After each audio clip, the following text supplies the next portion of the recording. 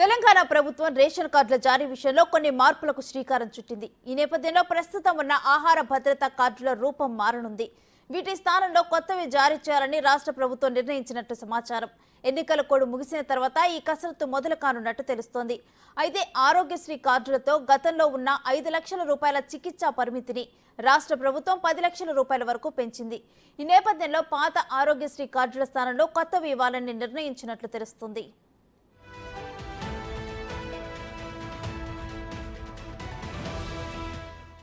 రాష్ట్ర ప్రభుత్వం 89,98,546 ఆహార భద్రత కార్డులు ఉన్నాయి.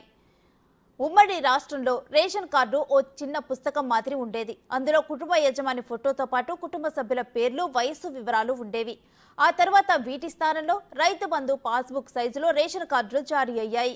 ముందు వైపు కుటుంబ సభ్యుల గ్రూప్ ఫోటో, కింద కుటుంబ సభ్యుల వివరాలు, వెనుక వైపు చిరునామా, ఇతర వివరాలు ఉండేవి. ఆ తర్వాత రేషన్ కార్డుల స్థానంలో ఆహార భద్రత కార్డులు వచ్చాయి.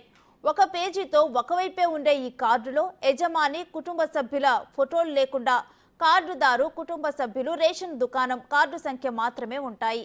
ఇప్పుడు కొత్త కార్డు ఎలా ఉండాలనే విషయంపై ఎన్నికల కోడ్ ముగిశాక రాష్ట్ర ప్రభుత్వం నుంచి క్లారిటీ రానుంది.